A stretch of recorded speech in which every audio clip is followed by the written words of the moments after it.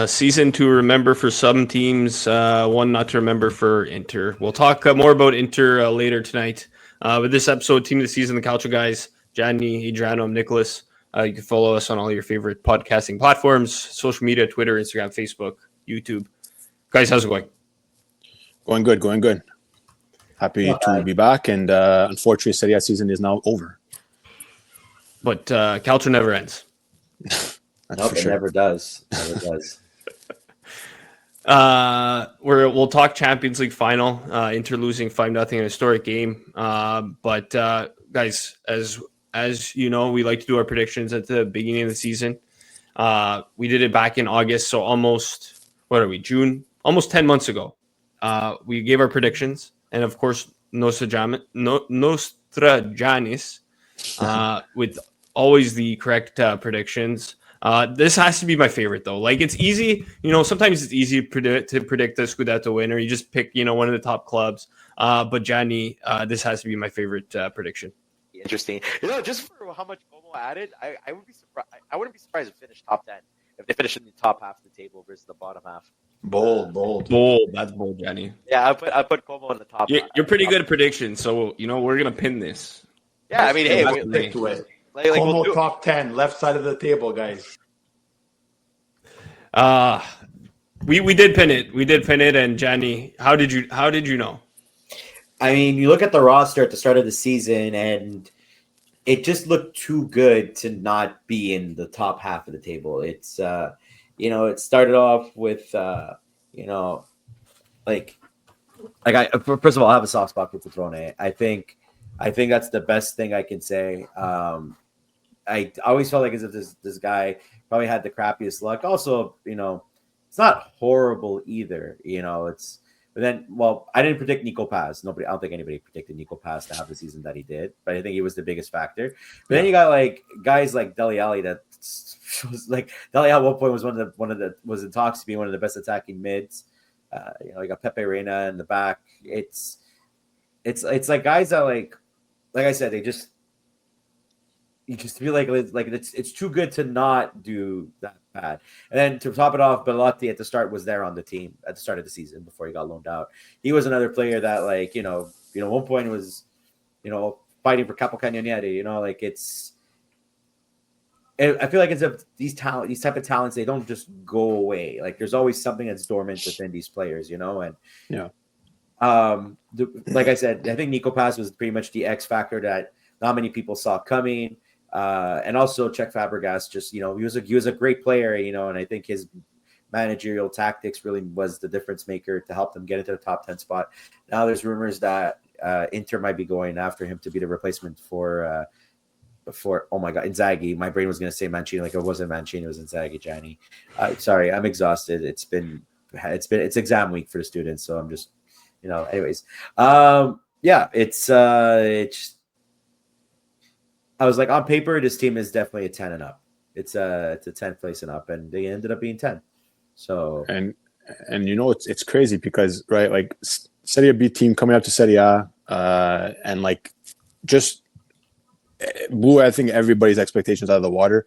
I know Gianni on this show has miracle predictions, and we've documented them pretty much every season that he strikes gold with a prediction, but.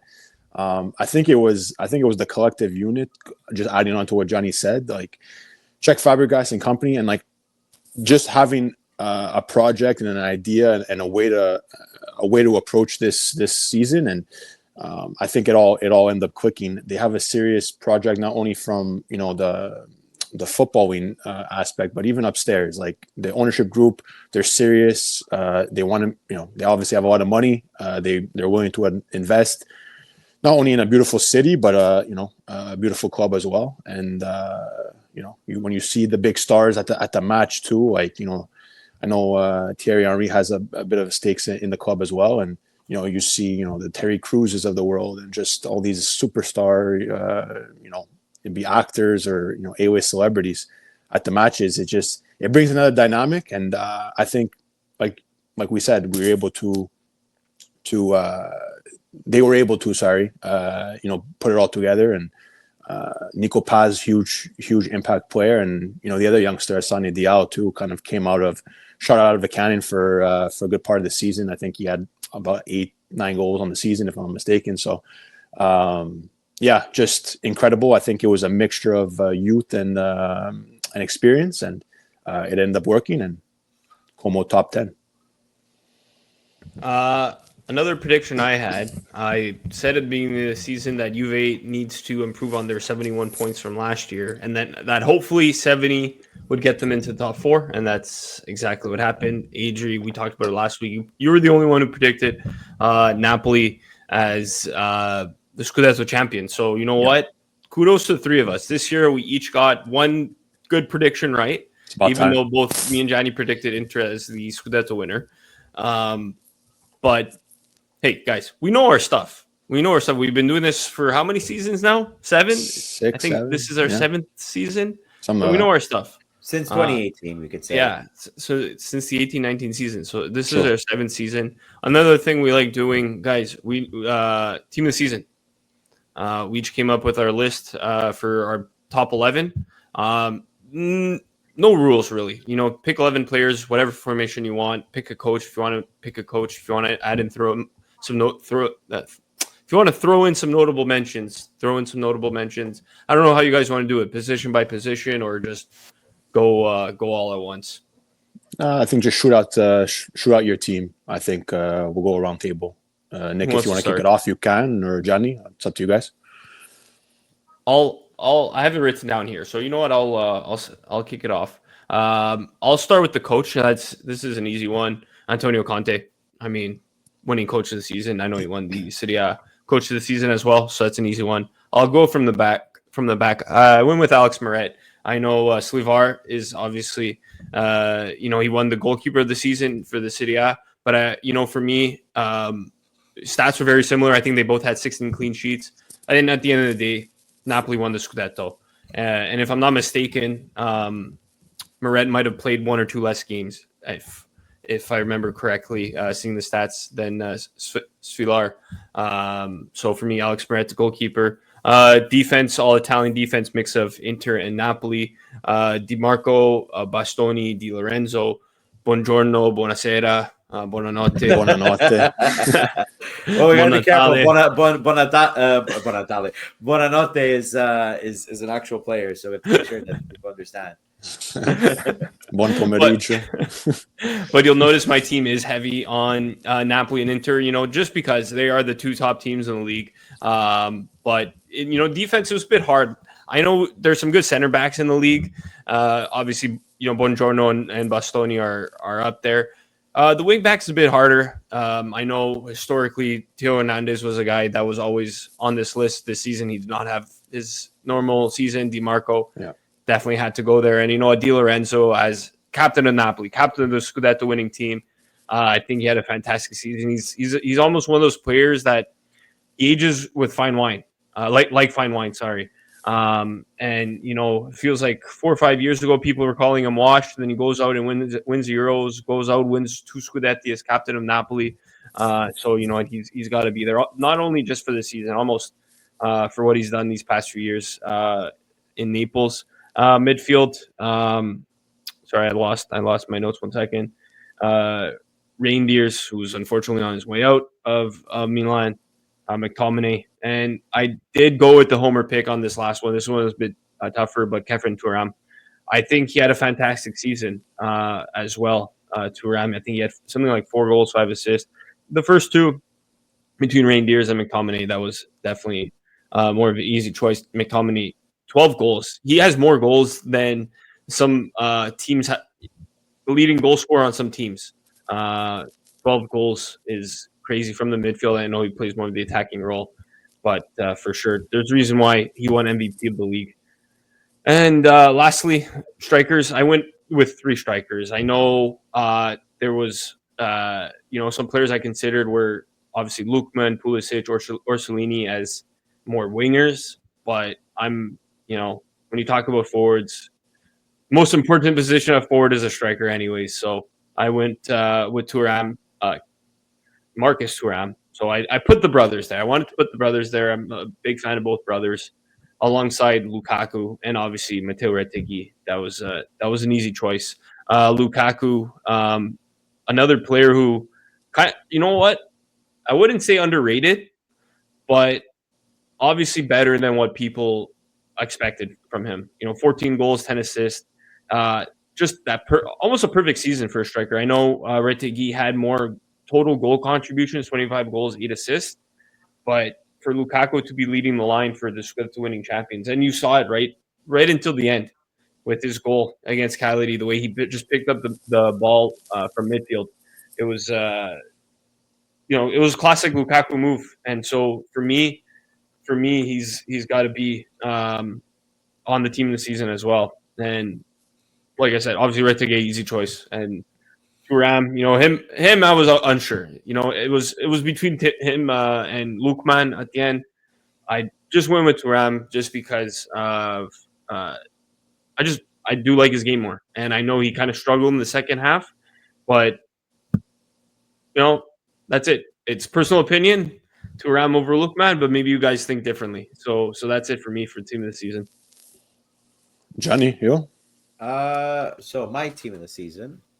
So coach actually put Ranieri, as I was arguing last week. We knew that was coming. Yeah, just for like what he's done with the club to bring them to where they were. Definitely deserves the shout. Like I said, just in case for any of the listeners that missed out on last week's episode, it was obviously it's all like cherry picking, but since he took over Roma, if you look at the points of Serie A, there's a three-way tie for first place between Roma, Inter, and Napoli. So, Ranieri had a big factor for that. For goalie, I put Svilar. I think Svilar is just basically was the key piece to Roma just succeeding this year, because defensively they weren't the strongest besides one of the defenders that I named. But he really helped maintain the stability in the back, which you desperately need because of all the mistakes that they would do.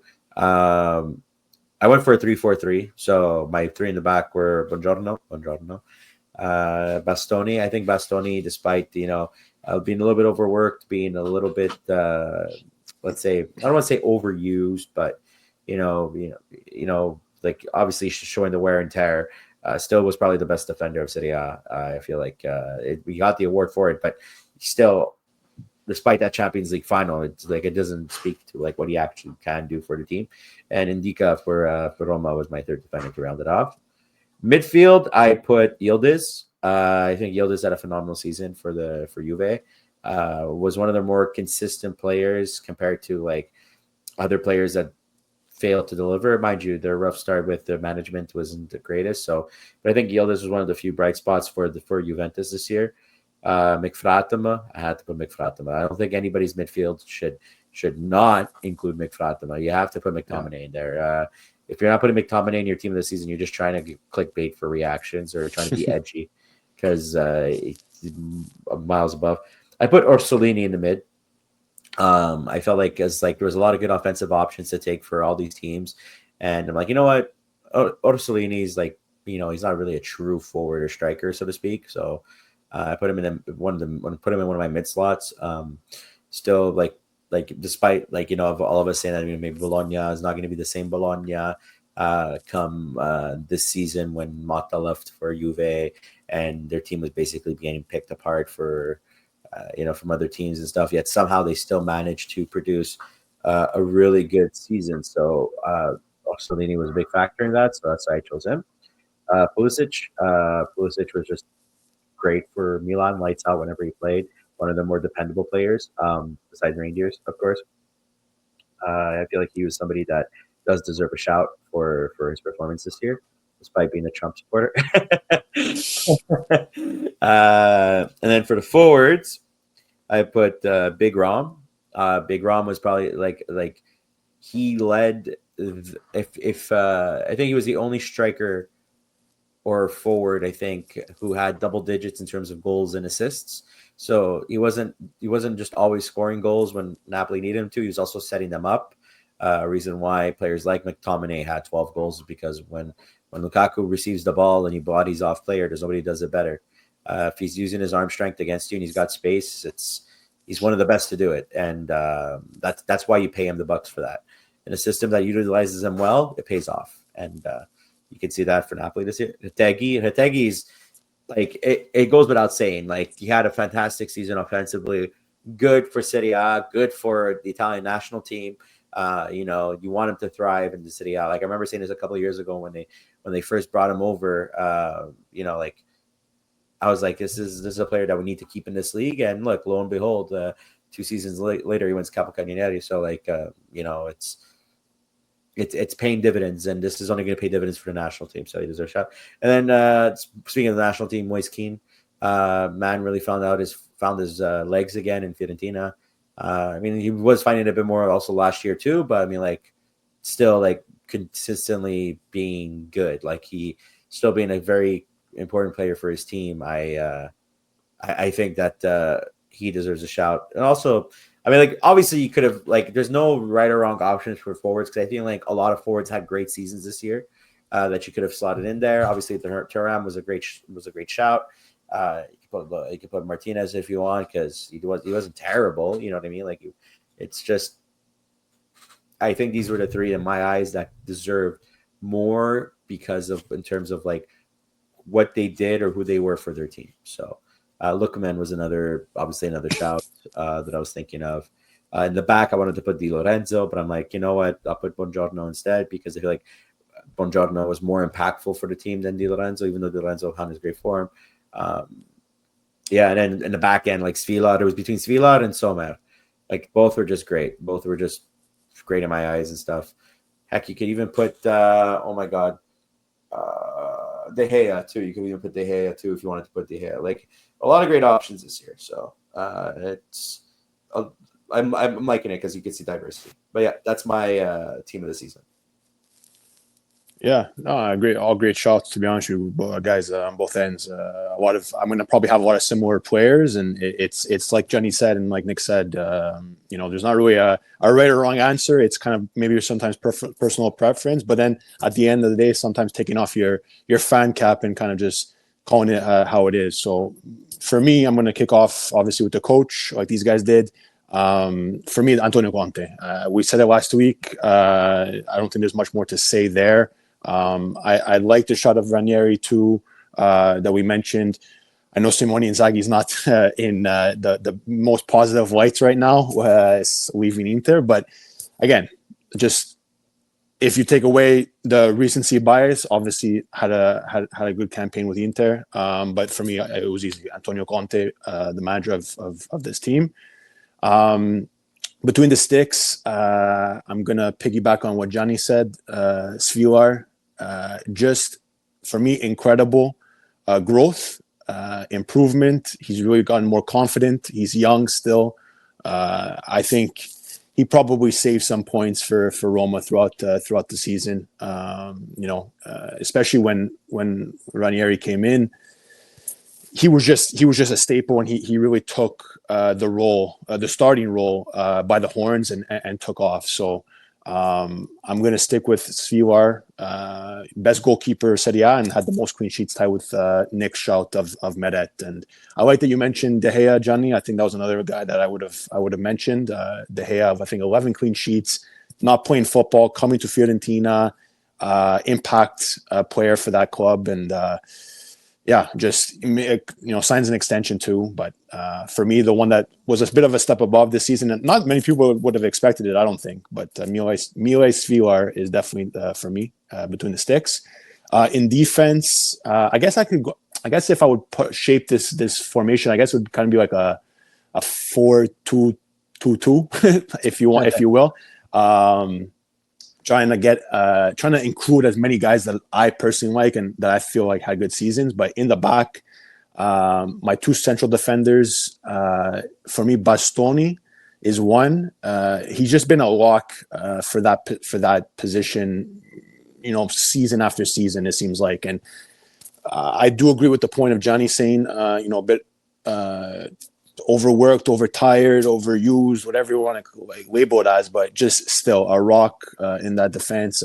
Not only in this league, but for our national team, he's just been incredible and just a step above in terms of defenders. So Bastoni slots in.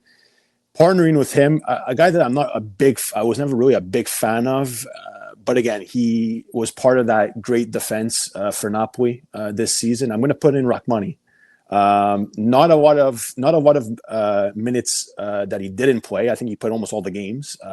Allowed with that group, allowed only 27 goals against for Napoli this season. I love Buongiorno. Don't get me wrong. Rachmani just played more games. I think at the end, Buongiorno played 22 matches, and I think Rachmani played almost all of them, if I'm not mistaken. And just the injury bug for Buongiorno a bit. For me, that's where Rachmani just edged a bit. Again, I'm not a player that I'm super overly hyped about, but again, for me, you got to give credit where credit's due, and he was part of that great defense for Napoli. So I'm slotting in Rachmani next to Bastoni. My wing backs or whatever, right back, left back. I'm going to go Di Lorenzo on one end. I'm going to kind of cheat and put Denzel Dumfries, another guy that I'm not really a big fan of. But again, he stepped up for Inter, not only this season, just in general, with his time there. I'm going to put him on the left slot. I think he had 7 or 8 goals, if I'm not mistaken, this season. Just a player that can get forward, can defend, can be that kind of everything man on the right flank for Inter. I'm going to slot him onto the left, just because I don't know, Di Marco, again, great player. I just think this season, in my personal opinion, I could be wrong, but Di Marco, not of the Marco of. I don't think that Di Marco was at his standard, in my personal opinion. I think these last, maybe again, recency bias, it kind of exposed that in the Champions League final and just near the end of the season. But I don't know. I would slot in Dumfries this season over the usual suspects at left back. In my 2-man kind of pivot midfield, it's the 2 obvious names. It's Gianni Reinders, who, again, I'm sad, pissed, angry that he leaves Milan after winning, midfielder of the year in Serie A. Just incredible. One of Milan's standout players this season. One of the only few bright spots of this terrible year for Milan. It was Gianni Reinders. Goals, assists, just coming up clutch, being that big time player, big game player.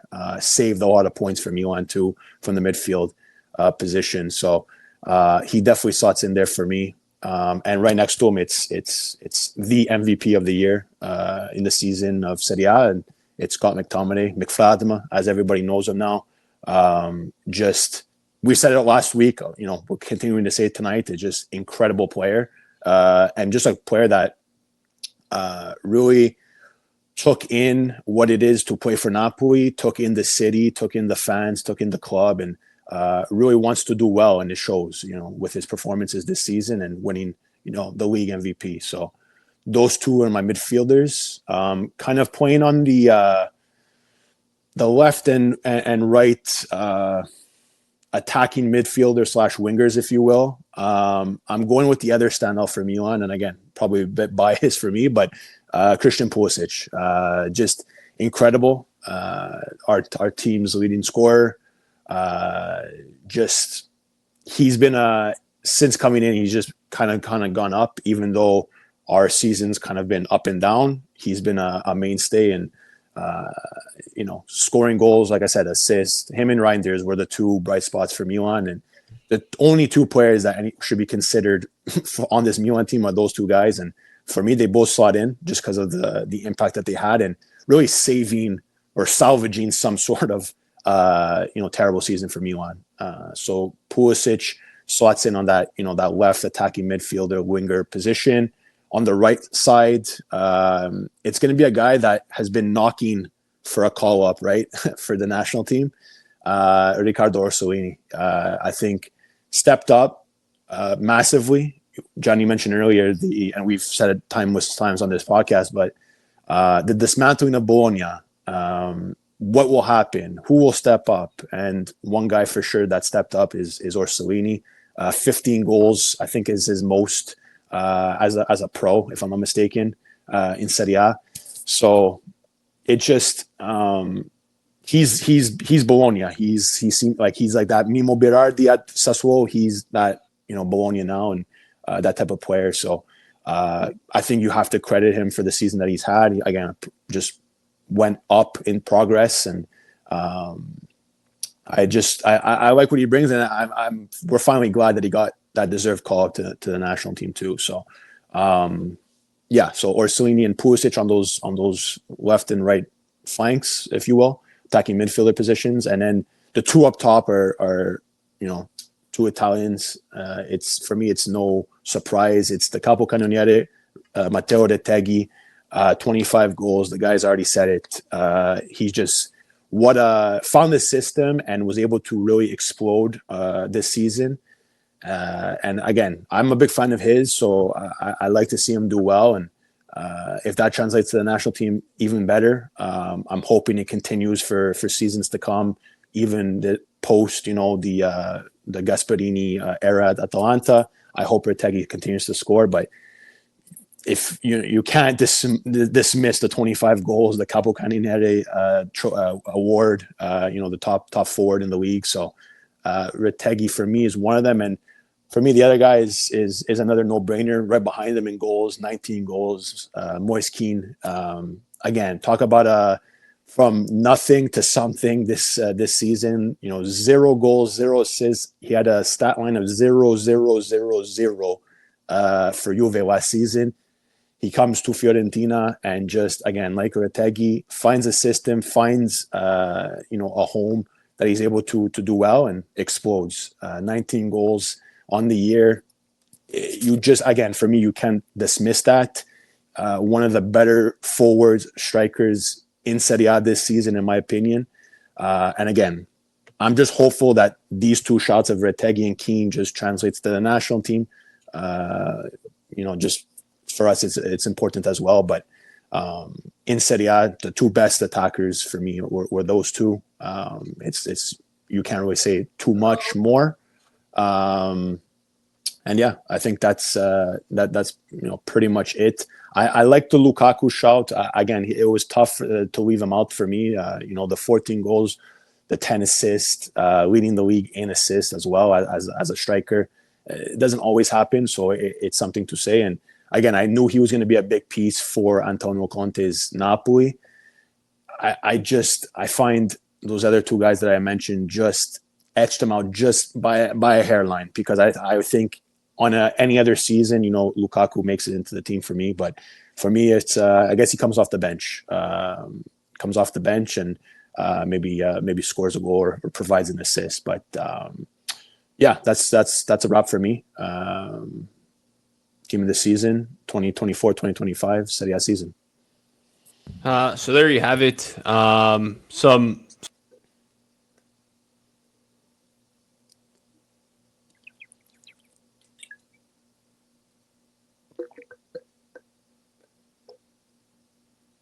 I'm back. Don't worry. Just saying some obvious names. I think, if I'm not mistaken, Bastoni made all three. McTominay made all three. Not Buongiorno. Obviously, Retegui. And I think that's it. From the players who made all three. So they're pretty much the best players of their positions, because we got a defender, a mid, and a striker. Vlahovic, not anywhere near these lists. Let's put it that way. No, not this season, not next season, not the season after that. I don't know if it's ever going to happen. You might get to 100 goals faster than Cristiano Ronaldo with Juve. Maybe against Salernitana and Lecce, maybe. Cremonese is coming back up, so he has a chance next season. He's got a shot. So welcome back. Was it Sassuolo, Cremonese, and Pisa, and then going down? Was it Venezia? Empoli is staying up. Empoli is going down. Empoli, Venezia, and Monza. It's unfortunate that Empoli's going down, because I like them. No, but it's not that. You could have also had the Fipili be like teams, because you had Firenze, so Fiorentina, you had Pisa, and you would have had Empoli. So you had the Fipili available. It would have been a cool little regional derbies going on and stuff. Yeah, that is true. But instead, Fiorentina Pisa will be a nice historical battle there when they play each other next season. But that'll do it for this episode, guys. We are going to record another episode tonight with Gianmarco, Sauce GMP on Twitter. But our team of the season episode, that'll do it. Where can people follow us on social media, Adri? Yeah, so guys, like Nick said at the top of the show, and we're going to repeat it probably a couple more times tonight just because of the 2 recordings, but at the Calcio Guys, it's very simple. We say it every week, at the Calcio Guys on all social media platforms, to follow our content, to give us support, to push us for bigger and better stuff coming, going forward. So that's at the Calcio Guys. For the audio version of the podcast on all your favorite podcasting platforms, rate with 5 stars, like, comment, just share, all that good stuff. And for the video content of the podcast, subscribe on YouTube, guys. Again, very simple. Subscribe on YouTube, post notifications, like, share, comment, subscribe, all that good stuff, guys. Just continue to do it. We appreciate all the love and support. And that was our team of the season for Serie A 2024-2025. Thanks for listening. Ciao. Bye.